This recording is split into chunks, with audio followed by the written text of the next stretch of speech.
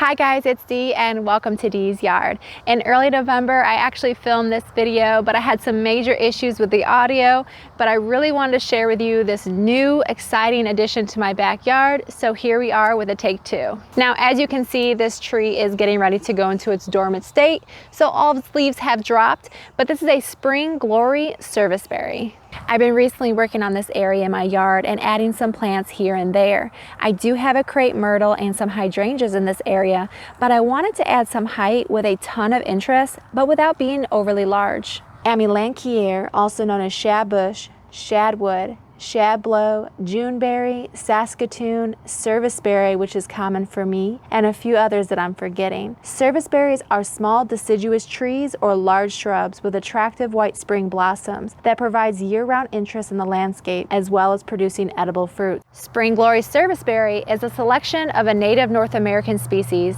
and has stunning fall colors, is ideal for small home landscapes, features showy white flowers in spring, and summer berries, providing an awesome choice for gardens. The blackberries are edible if you can save any from the birds. They have a sweetish tart flavor and are typically used in cooking and preserves.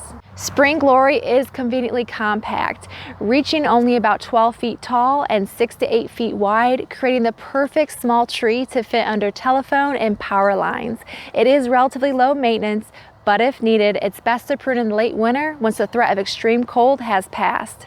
It is self-pollinating and very pollinator friendly, attracting bees and butterflies with the big spring show, and then attracting birds with the blackberries in the late spring, early summer. It does best in full to part shade conditions in zones 4 through 8, but keep in mind, the more shade, the less amount of berry production this tree will produce. Now I'll insert the clip of me planting back in early November. This was a very large root ball, so I had to dig quite a big hole. You want it to be around 2 to 3 feet wide, but no deeper than the root ball height. I also used pine bark soil conditioner to amend my native clay soil. This really helps with drainage.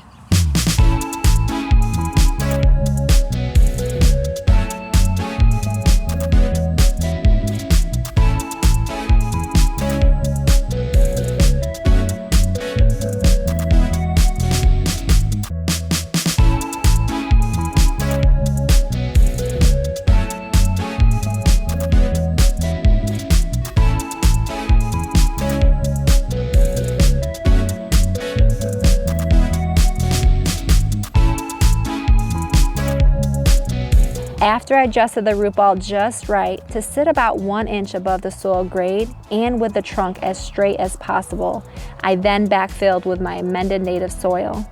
The next step is to water in thoroughly and then mulch.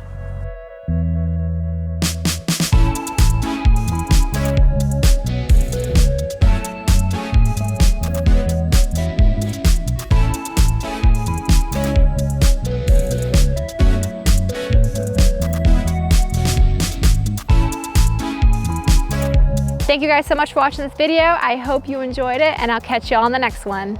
Bye.